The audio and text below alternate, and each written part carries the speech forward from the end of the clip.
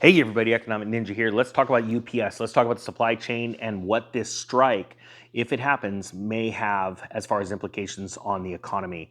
Out of Forbes magazine, UPS strike could cost the US economy billions. Here's how it would impact consumers and businesses. A potential strike against the UPS delivery service by 340,000 workers could lead to slower delivery times, supply chain disruptions, and higher shipping costs if the company and the Teamsters Union don't come to an agreement over pay for part-time workers and cost of living adjustments by August 1st, possibly costing causing billions of dollars in economic damage. UPS employees deliver tens of millions of packages per day, the company says, and its competitors like FedEx, the US Postal Service, DHL, and other services won't be able to absorb that kind of backlog if workers walk off the job in the largest strike against a single employer in US history. Wow. I mean, think about this.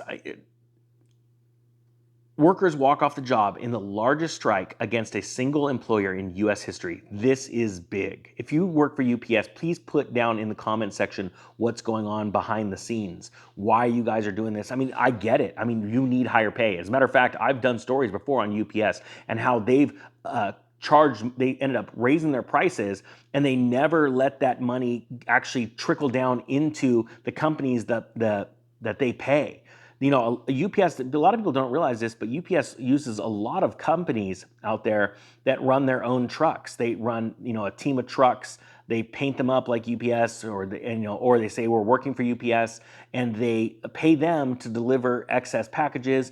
And they never seem to get that money that they're charging more for down to them. And it's pretty disgusting, to be honest with you. I know of one gentleman that his entire company is based off of UPS business. And if something bad happens with UPS, he's out. There's no other game plan. For some reason, they've been so busy with UPS, and that's where I think one of the problems lie is you get sort of tunnel visioned and you don't realize, oh my gosh, if something was to happen to UPS, we'd be out. We haven't spent time diversifying our routes with other companies to go and get us these packages. Now, check this out. It says the 10-day UPS strike would be the most expensive strike in at least a century, costing the U.S. economy upwards of $7 billion. A study from a consulting firm, Anderson Economic Group, found, including $4.6 billion in losses for customers, $1 billion in lost wages, and more than $800 million in direct losses at UPS. Packages going to rural areas with fewer alternative delivery options or coming from small businesses that can't afford to switch providers will be among the hardest hit with slower delivery times. Ohio State University logistics professor Terry Epster told Forbes, and big retailers will likely fare better because they are already using a variety of delivery services. This is exactly what I was talking about. Now check this out. I'm going to be honest with you, I believe that it's going to come to a settlement. I do not believe it's going to be a strike because UPS knows that their hands are tied.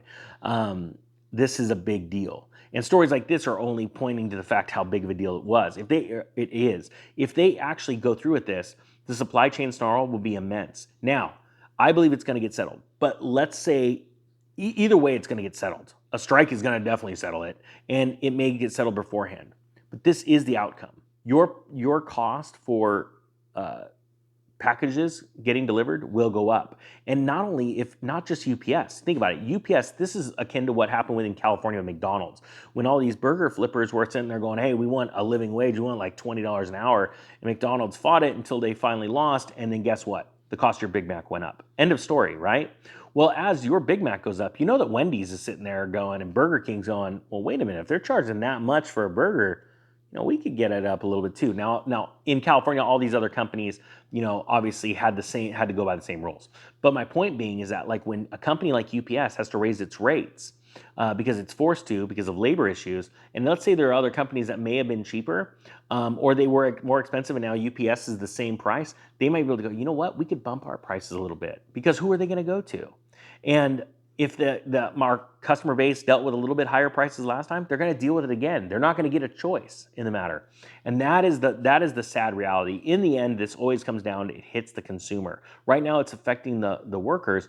But I've told you this about a year ago when we started to see the inflation story coming out. I said you were going to see more and more companies having to raise their prices because there's going to be revolts and strikes from their employees because they just don't make enough. And the employees don't understand the real culprit in this entire thing is the federal government and the central bank of the country, the Federal Reserve, which is not a federal bank. It is a private bank. They are inflating the money supply. As a matter of fact, they doubled the money supply during COVID. And there's some sneaky stuff they did with that money too. Horrible, horrible things that they're doing with it. That's the real culprit. That's what you have to go after. But most people are just mindless and they don't understand how money's created. And I don't blame you because you weren't taught that in school. But the fact of the matter is right now, you're being told. Money is is brought into existence through debt. That's it. And it has to be repaid with debt. And we are all debt slaves. And right now, the people that are in charge of this money system, the money changers, they're the ones that are causing the inflation. And as you demand more money from your employers, what happens is they have to keep raising their prices and eventually the customers stop showing up. They do. They just stop showing up. And it's going to end in a slight bout of hyperinflation in our country with energy and food. And people are going to get a real serious education real quick here in the next year and a half because they're all about to become part of the greatest social experiment, monetary experiment of all time. We went from literally zero interest rates in the last 5 to 10 years, and sometimes somewhere in the world we had negative interest rates. And that's about to turn, and it already is. And now we're seeing this inflation, and you're all about to become students of economics. Just like everyone was forced to become students of a housing bubble and what causes a housing bubble and why and how it bursts back in 2008. This one is the big mama of all bubbles. It's a currency bubble, and it's popping right now. And that's why it's so important to understand this message and start to wake up and get out of debt and get ready for this. Because you're literally looking at two things, two options. The worst time of your financial life where you're going to lose a lot of stuff. Or it could be the greatest opportunity of your life to take advantage of the people that never paid attention and laughed at those that were trying to warn them. So you have a choice. Are you going to pick number one, lose everything, or number two? Put that down in the comments what your selection is. And guys, I hope you get ready for this because either way, the cost of shipping is going up in America. But is it going to come easy where they settle before the strike? Put down your comments on that too. Or are they going to have to roll into a strike and then you're going to see something get really scary and really nutty? Guys, I hope you got something out of this. Thank you to all the people at UPS that are putting in their comments. I know you guys work your butts off. I can't even imagine with this heat wave that's going on, not having air conditioning in those trucks and always moving super fast. My hat's off to you because that is work that I would not personally want to do.